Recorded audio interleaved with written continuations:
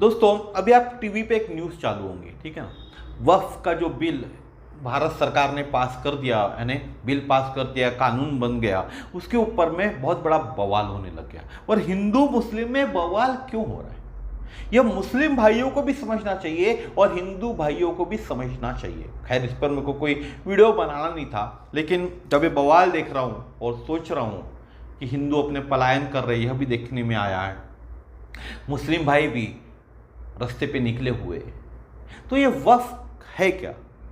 तो पहला क्या है, भारत क्या है, भारत देश की विशेषता क्या है, यह समझना जरूरी है। चाहे हिंदू है, मुसलमान है या ईसाई सिख, एक दूसरे की आंखों में हम गड़ेंगे नहीं, यह भारत देश की विशेषता है। लेकिन आज जो देश में हो रहा है वह क्या हो रहा है, और इसका उत्तर मिलता है आपको हनुमान कथा में। हमारे देश के अंदर में कितने लोग होंगे आज? 150 करोड़ लोग। आप ही सोचिए, क्या इस 150 करोड़ के देश में सभी जगह ऐसी हिंसा, ऐसा ही अधर्म हो रहा है क्या? 150 करोड़ के लोग जहां जा रहे थे, हर गांव के अंदर में, हर शहर में, हर एरिया में, क्या इस तरह का अधर्म हो रहा है? क्या इस तरह की आगजनी हो रही है? क्या इस तरह ही हिंदू और मुस्लिम आपस में झगड़ रहे हैं क्या? बात तो सोचिए, अपने दिमाग में तो जोर डालिए। इसका उत्तर है, हमें जो दिखाई जा रहा है वह एक नकारात्मकता है। जो टीवी पे हम देख रहे, जो न्यूज़ में हम देख रहे, जो सोशल मीडिया पे हम देख रहे, जो फेसबुक पे हम देख रहे, जो अलग अलग सोशल मीडिया के माध्यम से हमें दिखाई जा रहा है, कोई हमको दिखाना चाहता है, कोई स्पेशल व्यक्ति है जो ये हमें दिखाना चाहता है, वह एक तरह की नकारात्मकता है। क्या इस देश की सभी जगह आगजनी हो रही है? सभी जगह पर हो रही है क्या? जरा विचार तो करें। सभी जगह आंदोलन हो रहे क्या? सभी जगह तोड़फोड़ हो रही क्या? तो ये जो न्यूज़ चैनल वाले दिखा रहे हैं, ये जो टीवी दिखा रहा है, ये जो पेपर दिखा रहा है, ये जो फेसबुक दिखा रहा है, ये जो ट्विटर दिखा रहा है, ये जानबूझकर हमको दिखाया जा रहा है क्योंकि इनको नकारात्मकता फैलाना है। और इस कलयुग के अंदर में कली को क्या पसंद है? अंधेरा। यह नकारात्मकता, यह अधर्म, कली चाहता ही है देश के अंदर अधर्म हो। इसीलिए इस अधर्म के कारण, ये जो अधर्म है, कली चाहता है, कली अधर्म को प्यार करता है। और हम भी क्या चाहते हैं? हम भी नकारात्मकता को ही चाहते हैं।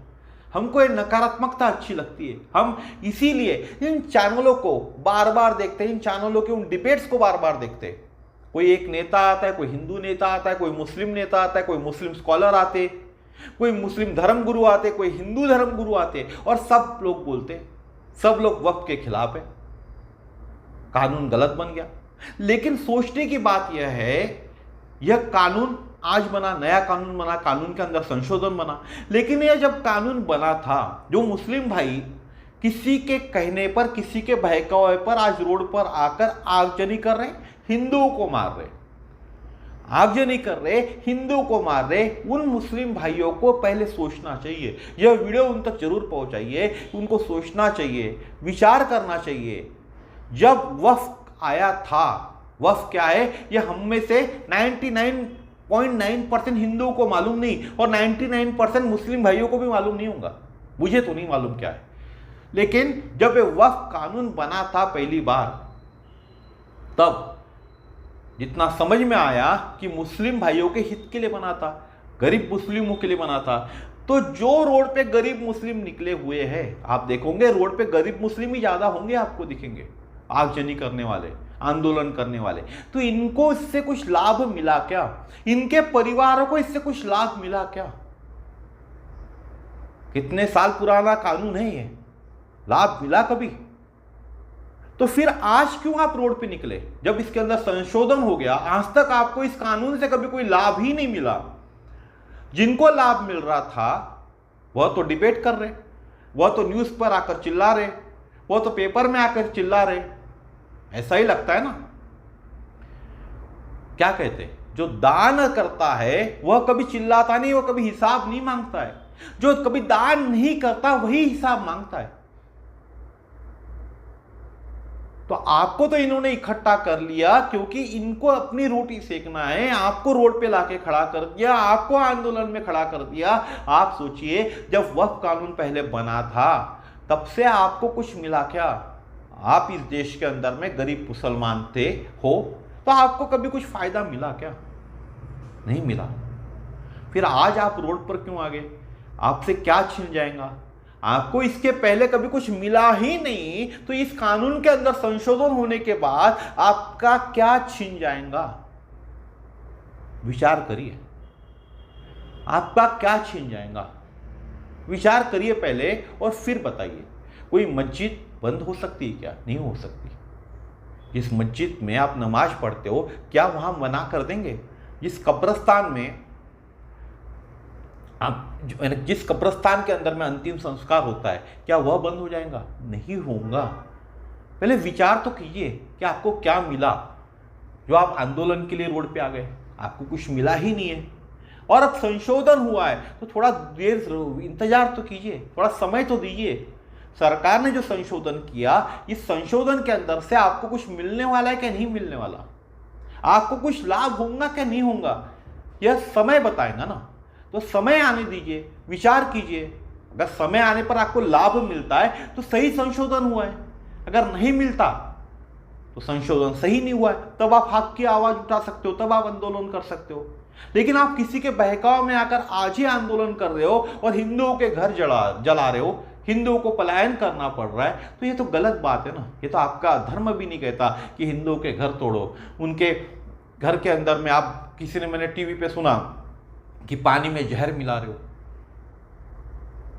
उनके घर में जो बहू बेटी होती है उन पर इज्जत पे हाथ डाल रहे हो। तो क्या आपका धर्म यह कहता है कि हिंदू धर्म के जो बहू बेटी है उनकी इज्जत पर हाथ डालो, उनके लोगों को मारो, उनका कत्लेआम करो? यह तो नहीं कहता ना। तो थोड़ा सब्र करो। और सरकार से भी यही गुजारिश है कि जो आपने वक्त के अंदर में बदलाव किया, इन गरीब मुसलमान भाइयों को मालूम नहीं है आपने क्या चेंजेस किए, इनके फायदे का क्या चीज़ है उनको मालूम नहीं है। सिर्फ टीवी में आके डिबेट करके कुछ नहीं होने वाला। इनको बताना पड़ेगा इनको क्या मिलने वाला है। इस आगजनी को रोकना है, और जो लोग इनको इकट्ठा कर रहे हैं उनके मुंह बंद करने हैं, उनकी आवाज बंद करनी है। तो आपको बताना पड़ेगा इनको क्या मिलने वाला है। जब तक आप बताओगे नहीं तब तक इनको समझ में नहीं आएगा। जब तक समझेंगे नहीं तो आंदोलन करेंगे। इसीलिए इनको बताना पड़ेगा आपको कि इनको क्या मिलने वाला है, इससे क्या लाभ होने वाला है। सिर्फ डिबेट में आके 10 मिनट 5 मिनट का भाषण देते हो, और बड़े बड़े जो मुस्लिम के लीडर्स लोग हैं, बड़े बड़े लोग जो इनको इकट्ठा कर रहे हैं, उसमें हिंदू भी है मुस्लिम भी है, लेकिन कोई यह नहीं बता रहा कि क्या नुकसान हो गया। सिर्फ क्या बोल रहे, मस्जिद चली जाएंगी, कब्रिस्तान चले जाएगा। अरे भाई, इसके पहले नहीं गया तो अभी क्यों जाएगा? सवाल तो यही होता ना, इसके पहले नहीं गया तो अभी क्या जाएगा?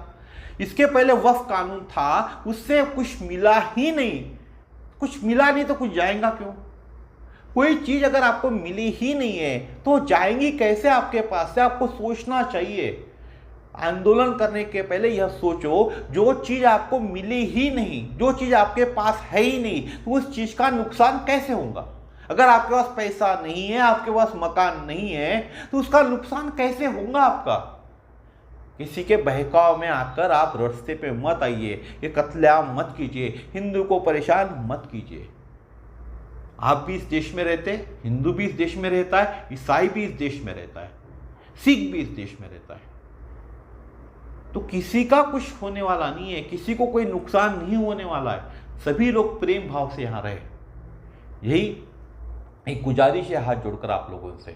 पहले समझिए, आपके जो भी हिंदू नेता है, जो भी इन कानून को इन्होंने लाया हुआ है, इस कानून को क्यों लाया गया, इससे क्या लाभ होने वाला है, यह बताने का कष्ट करें, ताकि यह जो आगजनी हो रही है ना, उसको रोका जाए। जो अत्याचार हो रहा है हिंदुओं के ऊपर में, उसे रोका जाए।